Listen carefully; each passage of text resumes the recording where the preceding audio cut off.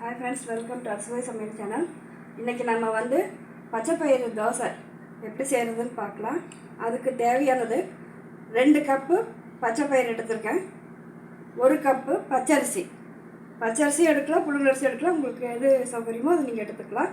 இத வந்து நல்லா 2 டைம் வாஷ் பண்ணிட்டு ஒரு 8 மணி நேரம் நல்லா ஊற விட்டுருங்க. அதுக்கு அப்புறம் நான் எப்படி செய்யறதுன்னு சொல்றேன். பாருங்க, இப்போ நல்லா 8 மணி நேரம் ஊறி இருக்கு.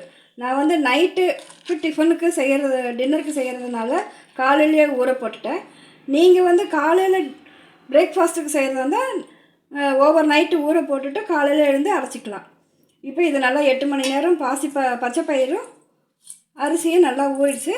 இதோட நாம் வந்து ஒரு 2 ஸ்பூன் சீரகம், கொஞ்சம் இஞ்சி இதோட நம்ம வச்சு அரைச்சி தோசை மாவு பதத்துக்கு அரைச்சிக்கலாம்.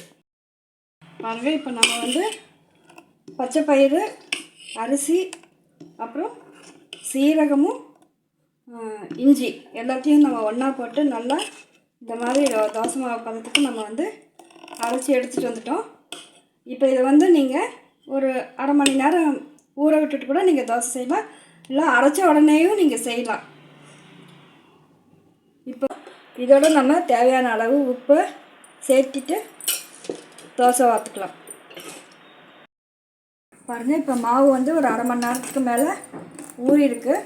இப்போ நான் இதில் வந்து பொடி பொடியாக பெரிய வெங்காயம் ஒரு 2 பெரிய வெங்காயத்தை நல்லா பொடியாக நறுக்கி வச்சுருக்கேன். இப்போ நம்ம இதை தோசைக்கல்லில் போட்டுடலாம்.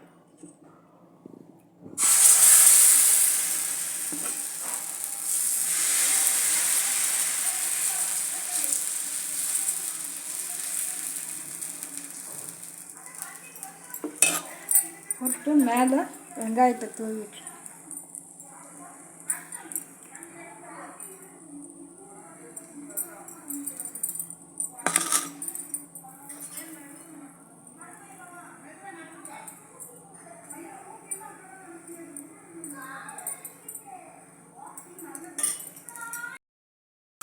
பாருங்கள், ஒரு பக்கம் நல்லா வெந்துட்டு இப்போ திருப்பி போட்டுக்கலாம்.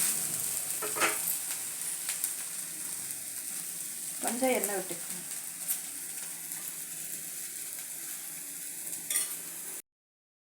இப்போ 2 பக்கமும் நல்லா வெந்திருக்கு. பச்சை பயிறு தோசை ரெடி. இதோட தேங்காய் சட்னி இல்லை தக்காளி சட்னி எதுனாலும் சேர்ந்து சாப்பிட்டா நல்லாயிருக்கும்.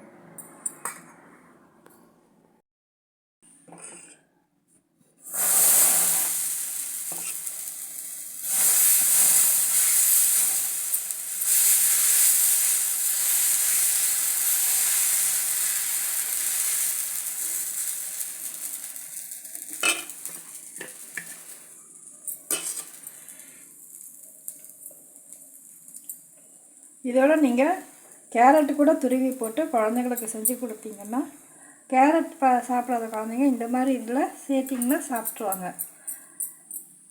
இது